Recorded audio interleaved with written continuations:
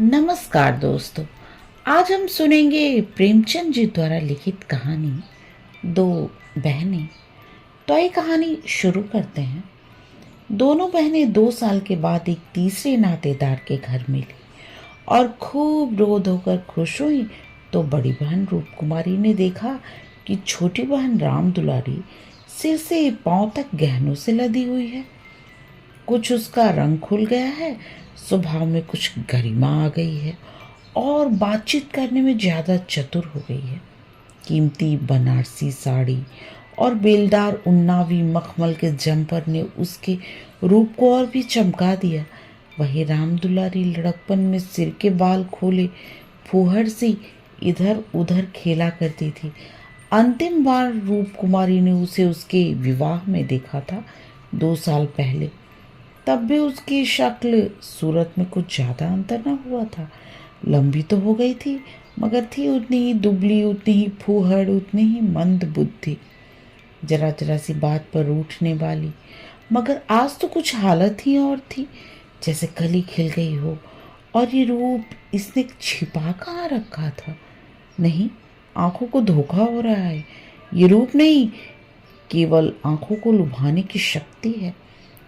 रेशम और मखमल और सोने के बल पर वो रूपरेखा थोड़े ही बदल जाएगी, फिर भी आंखों में समाई जाती है। 50 स्त्रियां जमा हैं, मगर ये आकर्षण, ये जादू और किसी में नहीं। कहीं आईना मिलता तो जरा अपनी सूरत भी देखती। घर से चलते समय उसने आईना देखा था। अपनी रूप को चमकाने के लिए जितना सान चढ़ा सकती थी, कुछ अधिक ही चढ़ाया था। लेकिन अब वो सूरत जैसे स्मृति से मिट गई है। उसकी धुंधली सी परछाई पर, हृदय पट पर है। उसे फिर से देखने के लिए वो बेकरार हो रही है। वह अब तुलनात्मक दृष्टि से देखेगी। राम दुलारी में आकर्षण कहाँ से आया, इस रहस्य का पता लगाएगी। यूँ उसके पास मेकअप की सामग्रियों के साथ छोटा सा आईना भी है, लेकिन भीड़ भाड़ में वो आईना देखने या बनाव श्रृंगार की आदि नहीं है। ये औरतें दिल में न जाने क्या समझे, मगर यहाँ कोई आईना तो होगा ही। ड्राइंग रूम में जरूर ही होगा। वो उठकर ड्राइंग रूम में गई और कदे आदम शीशे में अपनी सूरत देखी। वहाँ इस वक्त और कोई न था। मर्द बाहर सहन में थे, औरतें गाने बजाने में लगी हुई थी। उसने आलोचनात्मक दृष्टि से एक एक अंगों की एक एक विन्यास को देखा। उसका अंग विन्यास, उसकी मुख छवि निष्कलंक है, मगर वह ताजगी, वो मादकता, वो माधुर्य नहीं है। हाँ, नहीं है। वो अपने को धोखे में नहीं डाल सकती। कारण क्या है? यही कि राम दुलारी आज खिली है। उसे खिले जमाना हो गया, लेकिन इस ख्याल से उसका चित्त शांत नहीं होता। वो राम दुलारी से हेठी बनकर नहीं रह सकती। ये पुरुष भी कितने गाउदी होते हैं, किसी में भी सच्चे सौंदर्य की परख नहीं।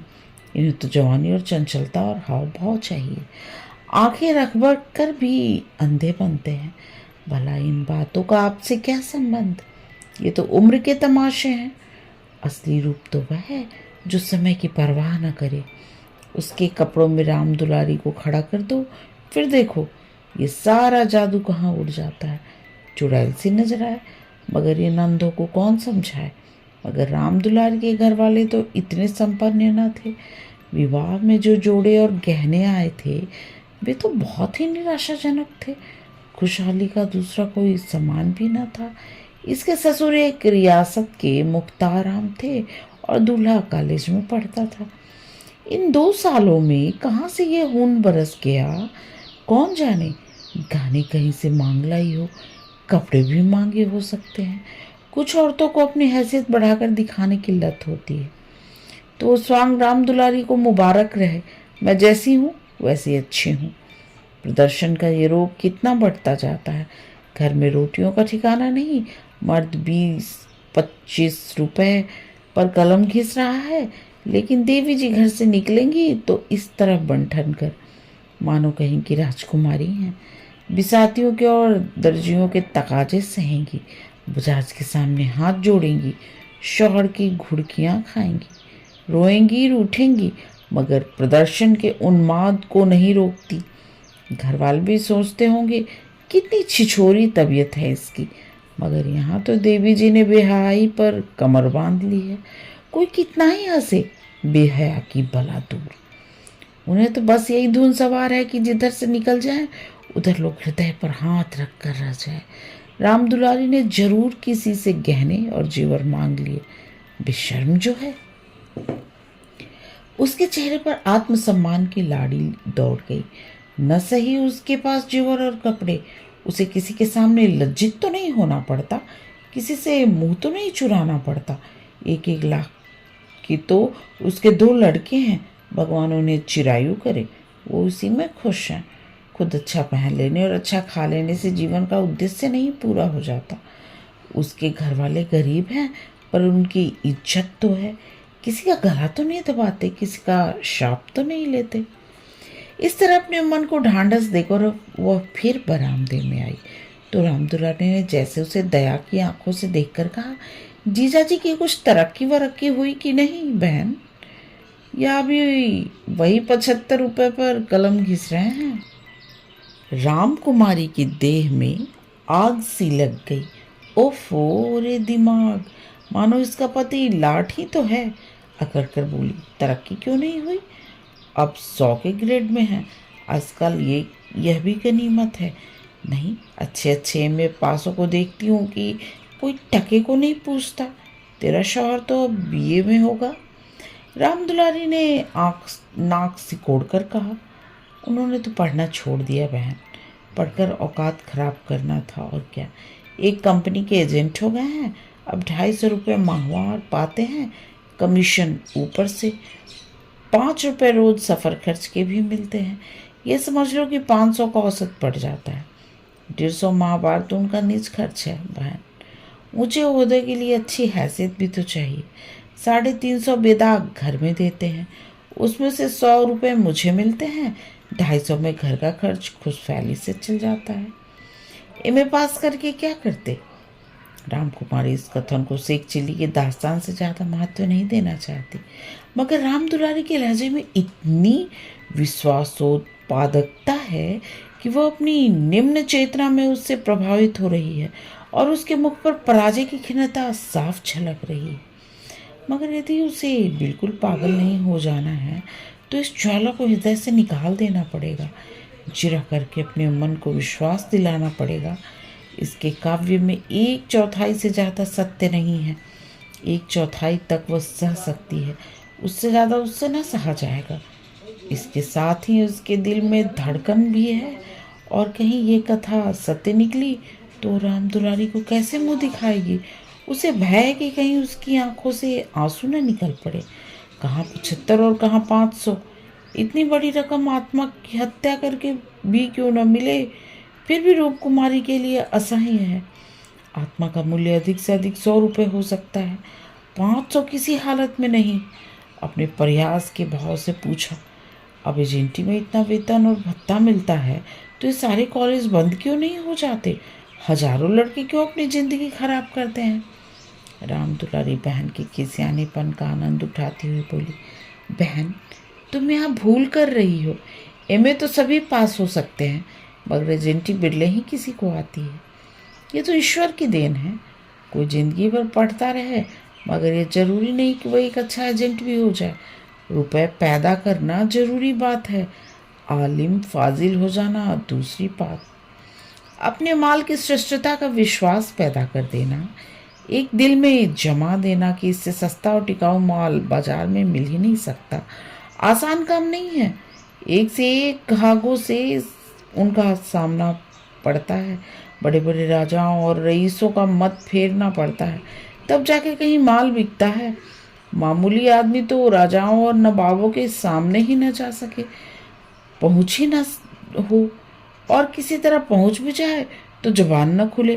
पहले पहले तो इन्हें भी झिझक हुई थी, मगर अब तो इस सागर के मगर हैं। अगले साल तरक्की होने वाली है। रामकुमारी की धमनियों में रक्त की गति जैसे बंद हुई जा रही है। निर्दयी आकाश गिर क्यों नहीं पड़ता। पाषाण हृदय धरती फट क्यों नहीं जाती। ये कहाँ का न्याय है कि रूप कुमारी जो रूपवती है, तमीज़दार है, सुघड़ है, पति पर जान देती है, बच्चों को प्राणों से ज़्यादा चाहती है, थोड़े में गृहस्थी को इतने अच्छे ढंग से चलाती है, उसकी तो यह दुर्गति। और वो घमंडिन, बदतमीज, विलासनी, चंचल, मुंहफट छोकरी जो अभी तक सिर खोले घूमा करती थी, रानी बन जाए। मगर उसे अब भी कुछ आशा बाकी थी। शायद आगे चलकर उसके चित्त की शांति का कोई मार्ग निकल आए। उसी परिहास के स्वर में बोली, तब तो शायद 1000 मिलने लगे। 1000 तो नहीं, पर 600 में संदेह नहीं। कोई आंखों का अंधा मालिक फंस गया होगा। व्यापारी आंखों के अंधे नहीं होते दीदी, उनकी आंखें हमारी तुम्हारी आंखों से कहीं तेज होती हैं। तब तुम उन्हें 6000 का माँ कर दो, तब कहीं 600 मिले। जो सारी दुनिया को चराए उसे कौन बेवकूफ़ बनाएगा। प्रयास से काम न चलते देखकर राम कुमारी ने अपमान का अस्त्र निकाला। मैं तो इसे बहुत अच्छा पेशा नहीं समझती। सारे दिन झूठ के तुमार बांधो, ये तो ठग विद्या है। राम दुलारी जोर से हंसी। बान पर उसने पूरी विजय पाई थी। इस तरह तो जितने वकील बैरिस्टर है सभी ठग विद्या करते हैं। अपने मुवक्किल के फायदे के लिए उन्हें क्या नहीं करना पड़ता। झूठी शहादतें तक बनानी पड़ती हैं, मगर उन्हीं वकीलों और बैरिस्टरों को हम अपना लीडर कहते हैं। उन्हें अपनी कौमी सभाओं का प्रधान बनाते हैं, उनकी गाड़ियाँ खींचते हैं, उन पर फूलों और अशर्फियों की वर्षा करते हैं, उनके नाम से सड़कें, प्रतिमाएं और संस्थाएं बनाते हैं। आजकल दुनिया पैसा देखती है। आजकल ही क्यों, हमेशा से धन की यही महिमा रही है। पैसे कैसे आए यह कोई नहीं देखता। जो पैसे वाला है उसी की पूजा होती है। जो अभागे हैं, अयोग्य हैं या भीरू हैं, वो आत्मा और सदाचार की दुहाई देकर अपने आंसू पोंछते हैं। नहीं, आत्मा और सदाचार को कौन पूछता है। रूप कुमारी खामोश हो गई। अब उसे यह सत्य उसकी सारी वेदनाओं के साथ स्वीकार करना पड़ेगा कि राम दुलारी सबसे ज़्यादा भाग्यवान है। इससे अब त्राण नहीं। परिहास या अनादर से वो अपनी तंग दिली का प्रमाण देने के सिवा और क्या पाएगी।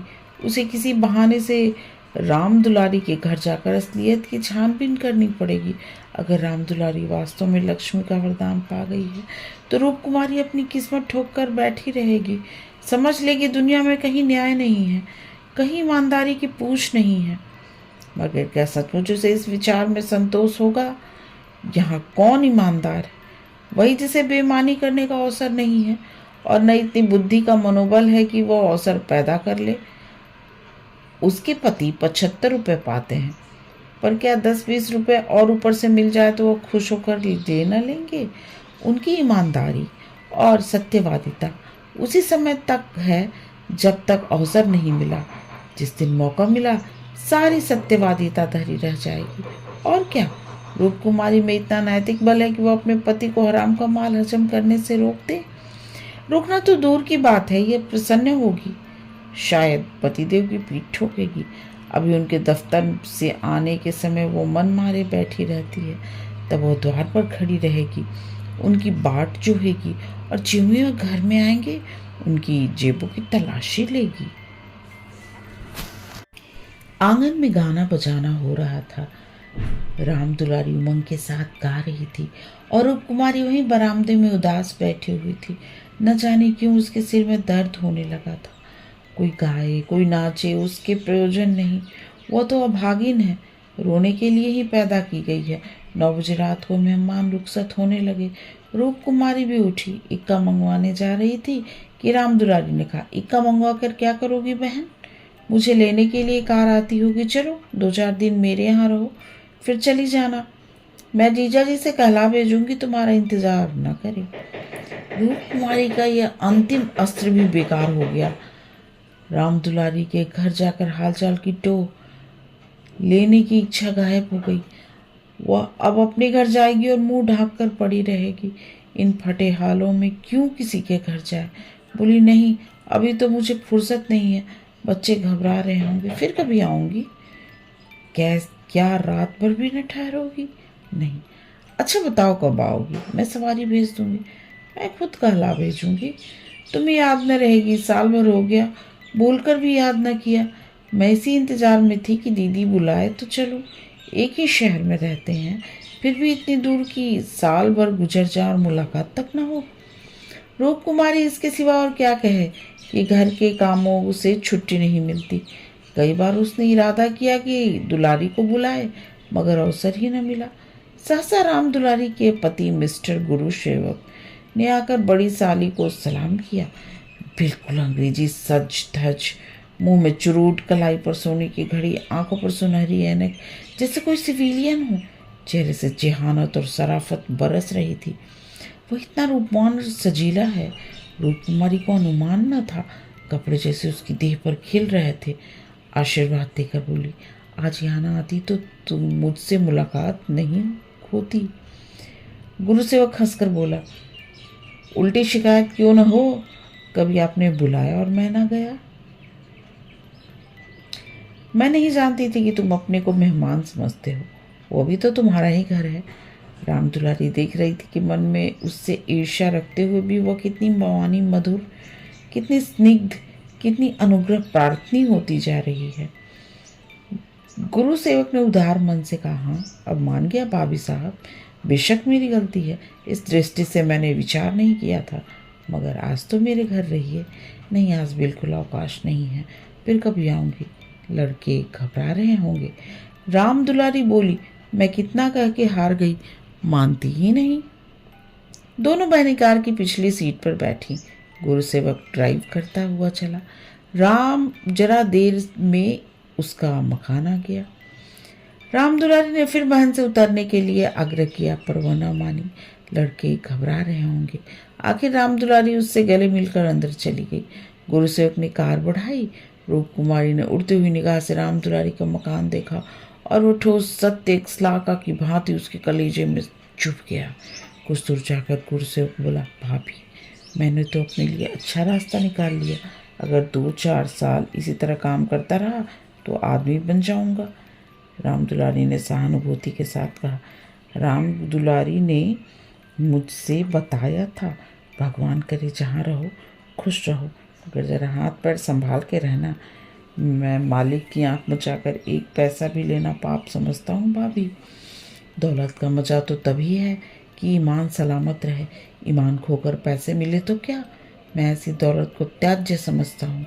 और आंख किसकी बचाऊँ, सब सियाह सुलेफ तो मेरे हाथ में है। मालिक तो रहा नहीं, केवल उसकी बेवा है। उसने सब कुछ मेरे हाथ में छोड़ रखा है। मैंने उसका कारोबार संभाल न लिया होता तो सब कुछ चौपट हो जाता। मेरे सामने तो मालिक सिर्फ 3 महीने जिंदा रहे, मगर आदमी को परखना खूब जानते थे। मुझे 100 रुपये पर रखा और 1 महीने में 200 रुपये कर दिया। आज लोगों की दुआ से पहले ही महीने में मैंने 12,000 का काम किया। क्या काम करना पड़ता है? रूप कुमार ने बिना किसी उद्देश्य के पूछा। वही मशीनों के एजेंटी, तरह तरह की मशीनें मंगाना और बेचना, ठंडा जवाब था। रूप कुमारी का मनहूस घर आ गया। द्वार पर एक लालटेन टिमटिमा रहा था। उसके पति उमानाथ द्वार पर टहल रहे थे, मगर रूप कुमारी ने गुरु सेवक से उतरने के लिए आग्रह नहीं किया। एक बार शिष्टाचार के नाते कहा, जरूर, पर जोर नहीं दिया, और उमानाथ तो गुरु सेवक से मुखातिब भी न हुए। रूप कुमारी को वह घर अब कब्रिस्तान सा लग रहा था, जैसे फूटा हुआ भाग्य हो। न कहीं फर्श, न फर्नीचर, न गमले। 2-4 टूटी टाटी तिपाइयाँ, एक लंगड़ी मेज, 4-5 पुरानी पुरानी खाटें, यही उस घर की बिसात थी। आज सुबह तक रूप कुमारी इसी घर में खुश थी, लेकिन अब यह घर उसे काटे काटे खा रहा था। उस लड़के अम्मा अम्मा करके दौड़े, मगर उसके ने दोनों लड़कों को झिड़क दिया। उसके सिर में दर्द है, वो किसी से ना बोलेगी, कोई उसे न छेड़े। अब घर में खाना नहीं पका, पकाता कौन? लड़के ने तो दूध पी लिया है, किंतु उमानाथ ने कुछ नहीं खाया। इसी इंतजार में थे कि रूप कुमारी आए तो पकाए, पर रूप कुमारी के सिर में दर्द है, मजबूर होकर बाजार से पूड़ियाँ लानी पड़ेगी। रूप कुमारी ने तिरस्कार के स्वर में कहा, तुम अब तक मेरा इंतज़ार क्यों करते रहे? मैंने तो खाना पकाने की नौकरी नहीं लिखाई है, और जो रात में वही रह जाती। आखिर तुम कोई महाराजिन क्यों नहीं रख लेते? क्या जिंदगी भर मुझी को पीसते रहोगे? उमानाथ ने उसकी तरफ आहत विस्मय की आंखों से देखा। उसके बिगड़ने का कोई कारण उनकी समझ न आया। रूप कुमारी से उन्होंने हमेशा निरापद सहयोग पाया है। निरापद ही नहीं, सहानुभूतिपूर्ण भी। उन्होंने कई बार उससे महाराजिन रख लेने का प्रस्ताव खुद किया था, पर उसने बराबर यही जवाब दिया कि आखिर मैं बैठे बैठे क्या करूँगी, 4-5 रुपए का खर्च बढ़ाने से क्या फ़ायदा। ये पैसे तो बच्चे के मक्खन में खर्च होते हैं। और आज वह इतनी निर्ममता से उलाहना दे रही है जैसे गुस्से में भरी हो। अपनी सफाई देते हुए बोले, महाराजिन रखने के लिए तो मैंने तुम्हें कितनी बार कहा, तो लाकर रख क्यों नहीं दिया? मुझसे निकाल देती तो कहते। हाँ, ये गलती हुई। तुमने कभी सच्चे दिल से नहीं कहा। रूपकुमारी ने और भी प्रचंड होकर कहा, तुमने केवल मेरा मन लेने के लिए कहा। मैं ऐसी भोली नहीं हूं कि तुम्हारी मन का रहस्य न समझूं। तुम्हारे दिल में कभी मेरे आराम का विचार आया ही नहीं। तुम तो खुश थे, अच्छी नौकरानी मिल गई है, एक रोटी खाती है और चुपचाप पड़ी रहती है, मांस खाने और कपड़े पर। यह भी जब घर की जरूरतों से बचे। 75 रुपया लाकर मेरे हाथ पर रख देते हो और सारी दुनिया का खर्च। मेरा दिल ही जानता मुझे कितनी कातर व्योत करनी पड़ती है। क्या पहनूं और क्या ओढ़ूं? तुम्हारे साथ जिंदगी खराब हो गई। संसार के ऐसे मर्द भी हैं जो स्त्री के लिए आसमान से तारे तोड़ लाते हैं। गुरु सेवक को ही देखो, दूर क्यों जाओ? तुमसे कम पढ़ा है, उम्र में तुमसे कहीं कम है, मगर 500 का महीना लाता है और राम दुलारी रानी बनी बैठी है। तुम्हारे लिए यही 75 रुपये बहुत है। हार मार में ही मगन तुम नाहक मर्द हुए। तुम्हें तो औरत होना चाहिए था। औरतों के दिल में कैसे कैसे अरमान होते हैं, मगर मैं तो तुम्हारे लिए घर की मुर्गी का बासी साग हूँ। तुम्हें तो कोई तकलीफ होती नहीं। तुम्हें तो कपड़े भी अच्छे चाहिए, खाना भी अच्छा चाहिए, क्योंकि पुरुष हो, बाहर से कमा कर लाते हो। मैं चाहे जैसे रहूं तुम्हारी बला से। बागवानों का यह सिलसिला कई मिनट तक चलता रहा और उमानाथ चुपचाप सुनते रहे। अपनी जान में उन्होंने रूपकुमारी को शिकायत का कभी मौका न दिया। उनका वेतन कम है, ये सत्य है, पर यह उनके बस की बात तो नहीं। वो दिल लगाकर अपना काम करते हैं, अफसरों को खुश रखने की सदैव चेष्टा करते हैं। इसी साल बड़े बाबू के छोटे पुत्र को 6 महीने तक बिना नागा पढ़ाया, इसीलिए तो कि वो प्रसन्न रहें। अब वह और क्या करें? रूपकुमारी की खफगी का रहस्य वो समझ गए।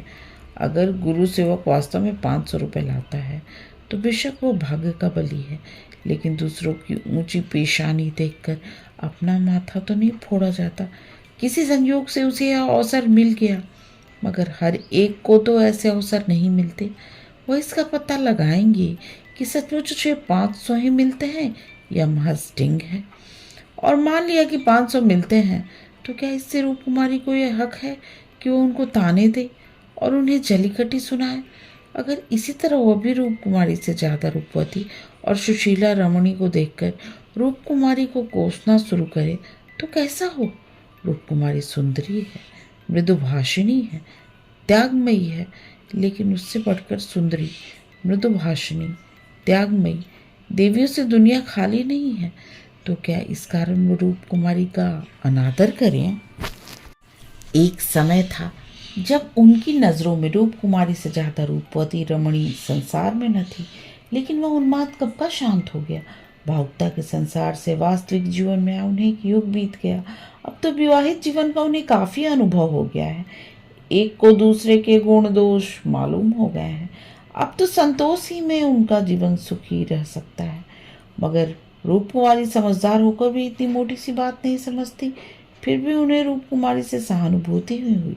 वो उदार प्रकृति के आदमी थे और कल्पनाशील भी। उसकी कटु बातों का कुछ जवाब न दिया, शरबत की तरह पी गए। अपनी बहन के ठाठ देखकर एक क्षण के लिए रूपकुमारी के मन में ऐसे निराशाजनक, अन्यायपूर्ण, दुखद भावों का उठना बिल्कुल स्वाभाविक है। रूपकुमारी कोई सन्यासिनी नहीं, विरागिनी नहीं कि हर एक दशा में अविचलित रहे। इस तरह अपने मन को समझाकर उमानाथ ने गुरु सेवक के विषय में तहकीकात करने का संकल्प किया। 1 सप्ताह तक रूपकुमारी मानसिक अशांति की दशा में रही। बात बात पर झुंझलाती, लड़के को डांटती, पति को कोसती, अपने नसीबों को रोती। घर का काम तो करना ही पड़ता था, लेकिन अब इस काम में उसे आनंद ना आता था, बिगाड़ से टालती थी। घर की जिन पुरानी दुरानी चीज़ों से उसका आत्मीय संबंध सा हो गया था, जिनकी सफाई और सजावट में वो दिन रात व्यस्त रहा करती थी, उनकी तरफ अब आंख उठाकर भी न देखती। घर में एक ही खिदमतगार था। उसने जब देखा बहू जी घर की तरफ से खुद ही लापरवाह हैं, तो उसे क्या गरजती की सफाई करता। जो चीज़ें जहाँ पड़ी थी वहीं पड़ी रहती, कौन उठाकर ठिकाने से रखे। बच्चे माँ से बोलते डरते थे और उमानाथ तो उसके साय से भागते थे। जो कुछ सामने थाली में आ जाता उसे पेट में डाल लेते और दफ्तर चले जाते।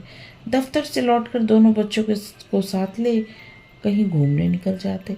रूप कुमार से कुछ कहना बारूद में दिया सलाई लगाने जैसा था। हाँ, उनकी यह तहकीकात जारी थी। एक दिन उमानाथ दफ्तर से लौटे तो उनके साथ गुरु सेवक भी थे। रूप कुमारी ने आज कई दिनों के बाद परिस्थिति से सहयोग कर लिया था और इस वक्त झाड़न लिए कुर्सियों और सिपाहियाँ साफ कर रही थी। गुरु सेवक ने अंदर पहुंचकर सलाम किया। रूप कुमारी दिल में कट गई। उमानाथ पर ऐसा क्रोध आया कि उसका मुंह नोच ले। उन्हें आकर यहाँ क्यों खड़ा कर दिया? न कहना न सुनना, बस बुला लाए। उसे इस दशा में देखकर गुरुसेवक दिल में क्या कहता होगा, मगर उन्हें अक्ल आई भी कब थी। वो अपना पर्दा ढांकती फिरती है और आज इसे खोलते फिरते हैं। जरा भी लज्जा नहीं, जैसे बेहाई का पाना पहन लिया है।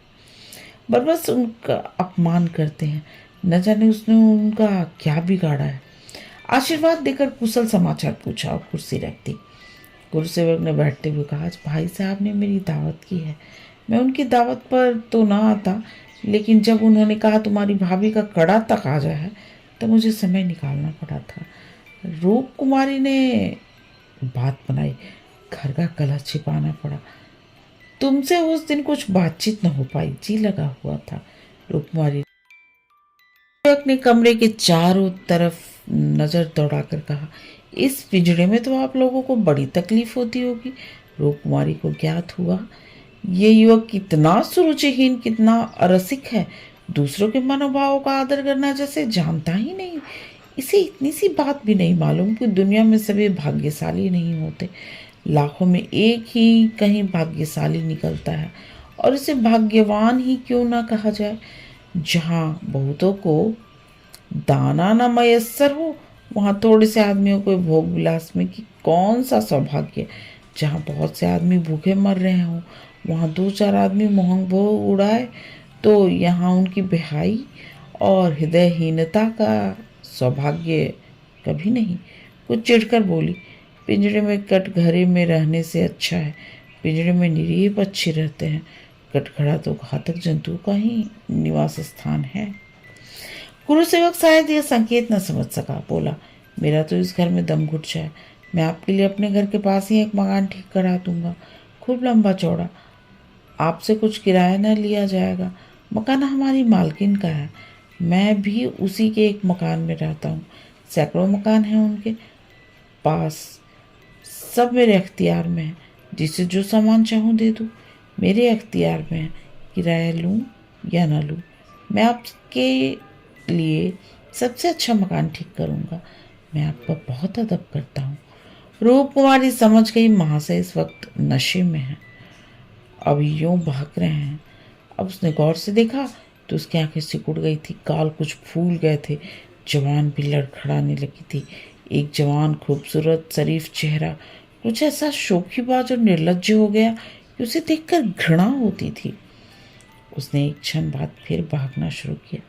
मैं आपका बहुत अदब करता हूँ, जी हाँ, आप मेरी बड़ी भाभी हैं। आपके लिए मेरी जान हाजिर है। आपके लिए एक नहीं 100 मकान तैयार है। मैं मिसेस लोहिया का मुख्तार हूँ। सब कुछ मेरे हाथ में है, सब कुछ। मैं जो कुछ कहता हूँ वो आंखें बंद करके मंजूर कर लेती हैं। मुझे अपना बेटा समझती हैं। मैं उनकी सारी जायदाद का मालिक हूँ। मिस्टर लोहिया ने मुझे 20 रुपये पर रखा, 20 रुपये पर। वो बड़ा मालदार था, मगर किसी को नहीं मालूम उसकी दौलत कहाँ से आती थी। किसी को नहीं मालूम मेरे सिवा, कोई नहीं जानता। वो खुफिया फरोश था, किसी से कहना नहीं। वो चोरी से कोकीन बेचता था, लाखों की आमदनी थी उसकी। अब वही व्यापार मैं करता हूँ। हर शहर में हमारे खुफिया एजेंट हैं। मिस्टर लोहिया ने मुझे उस फन में उस्ताद बना दिया। जी हाँ, मजाल नहीं कि मुझे कोई गिरफ्तार कर ले। बड़े बड़े अफसरों से मेरा याराना है। उनके मुंह में नोटों के पुलिंदे ठूस ठूस कर उनकी आवाज़ बंद कर देता हूँ। कोई चू चपड़ नहीं कर सकता। दिन दहाड़े बेचता हूँ, हिसाब में लिखता हूँ 1,000, रिश्वत दी, देता हूँ 500, बाकी यारों का है। बेदरेग रुपए आते हैं, बेदरेग खर्च करता हूँ। बुढ़िया को तो राम नाम से मतलब है। 70 चूहे खा के अब हज करने चली है। कोई मेरा हाथ पकड़ने वाला नहीं, कोई बोलने वाला नहीं। जेब से नोटों का एक बंडल निकाल कर, यह आपके चरण की भेंट है, मुझे दुआ दीजिए कि इसी शान से जिंदगी कट जाए। जो आत्मा और सदाचार के उपासक हैं उन्हें कुबेर लाते मारता है, लक्ष्मी उनको पकड़ती है जो उसके लिए अपना दीन और ईमान सब कुछ छोड़ने को तैयार है। मुझे बुरा ना कहिए, मैं कौन मालदार हूँ। जितने धनी हैं वे सब के सब लुटेरे हैं, पक्के लुटेरे डाकू। कल मेरे पास रुपए हो जाए और मैं एक धर्मशाला बनवा दूँ, फिर देखिए मेरी कितनी वाह वाह होती है। कौन पूछता है मुझे दौलत कहाँ से मिली। जिस महात्मा को कहिए बुलाकर उससे प्रशंसा करवा लूँ। मिस्टर लोहिया को महात्माओं ने धर्मभूषण की उपाधि दी थी। इस स्वार्थी पेट के बंदरों ने उस बुढ़े को, जिससे बड़ा मुकदमी संसार में न होगा। यहाँ तो लूट है। एक वकील आध घंटा बहस करके 500 मार लेता है। एक डॉक्टर जरा सा नश्तर लगा के 1,000 सीधा कर लेता है। एक जुआरी स्पेकुलेशन में एक एक दिन में लाखों का वारा न्यारा करता है। अगर उनकी आमदनी जायज है तो मेरी आमदनी भी जायज है। जी हाँ, जायज है मेरी निगाह में। बड़े से बड़े मालदार भी कोई इज्जत नहीं। मैं जानता हूँ कितना बड़ा हथकंडेबाज है। यहाँ जो आदमी आंखों में धूल झोंक सके वही सफल है। गरीबों को लूट कर मालदार हो जाना समाज की पुरानी परिपाटी है। मैं भी वही करता हूँ जो दूसरे करते हैं। जीवन का उद्देश्य है ऐसा करना। खूब लूटूंगा, खूब ऐश करूँगा और बुढ़ापे में खूब खैरात करूँगा और एक दिन लीडर बन जाऊँगा। कहिए गिना दूँ यहाँ कितने लोग जुआ खेल खेल कर करोड़पति हो गए, कितने औरतों का बाजार लगाकर करोड़पति हो गए। सहसा उमानाथ ने आकर कहा, मिस्टर गुरु सेवक क्या कर रहे हो, चलो चाय पी लो, ठंडी हो रही है। गुरु सेवक ऐसा हड़बड़ा उठा मानो अपने सचेत रहने का प्रमाण देना चाहता हो, मगर पांव लड़खड़ाए और जमीन पर गिर पड़ा। फिर संभल कर उठा और झूमता झूमता ठोकरे खाते बाहर चला गया। रूप कुमारी ने आज़ादी की सांस ली। यहाँ बैठे बैठे उसे हौलदिल सा हो गया था। कमरे की हवा जैसे कुछ भारी हो गई थी। जो प्रेरणाएं कई दिन से अच्छे अच्छे मनोहर रूप भरकर उसके सामने से आ रही थी, आज उसे उसका असली विभत्स घिनौना रूप नजर आया। जिस त्याग, सादगी और साधुता के वातावरण में अब तक उसकी जिंदगी गुजरी थी, उसमें एक तरफ के दाव पेच, छल कपट और पतित स्वार्थ का घुसना बिल्कुल ऐसा हो रहा था जैसे किसी बाग में सांडों का एक झुंड घुसा है। इन दामों वह दुनिया की सारी दौलत और सारा एस खरीदने को भी तैयार न हो सकती थी। नहीं, अब राम दुलारी के भाग्य से अपने भाग्य का बदला न करेगी। वो अपने भाग्य में खुश है। राम दुलारी पर से दया आई, जो भोग विलास की धुन और अमीर कहलाने के मोह में अपनी आत्मा का सर्वनाश कर रही है। मगर वो बेचारी भी क्या करे, और गुरु सेवक का भी क्या दोष। जिस समाज में दौलत पूछती है, जहाँ मनुष्य का मोल उसके बैंक अकाउंट और टीम पैम से आंका जाता है, जहाँ पग पग पर प्रलोभनों का जाल बिछा हुआ है और समाज की कुव्यवस्था आदमी में ईर्ष्या, द्वेष, अपहरण और निष्ठा के भाव को उकसाती और उभारती रहती है। गुरु सेवक राम दुलारी उस जाल में फंस गए, उस प्रवाह में बह जाए तो कोई अचरज नहीं।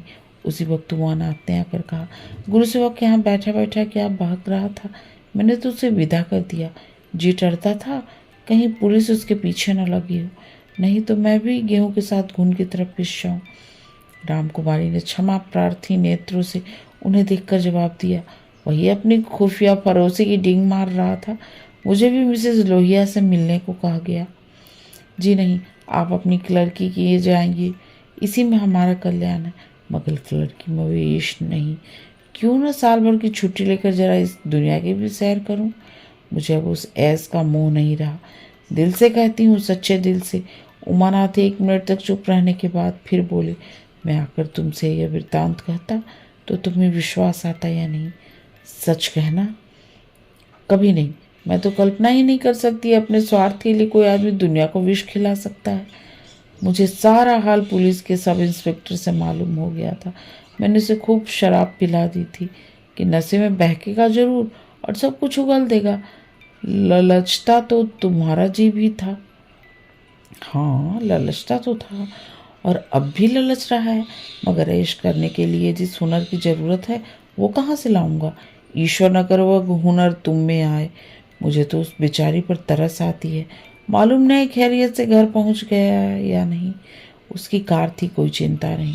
रूपकुमारी एक क्षण जमीन की तरफ ताकती रही, फिर बोली, तुम मुझे राम दुलारी के घर पहुंचा दो। अभी शायद मैं उसकी कुछ मदद कर सकूं। जिस बाग की वो सैर कर रही है उसके चारों ओर निशाचर घात लगाए बैठे हैं। शायद मैं उसे बचा सकूं। उमानाथ ने देखा उसकी छवि कितनी दया पुलकित हो उठी है। कहानी समाप्त। कहानी सुनने और अपना कीमती समय देने के लिए आप सबका बहुत बहुत धन्यवाद।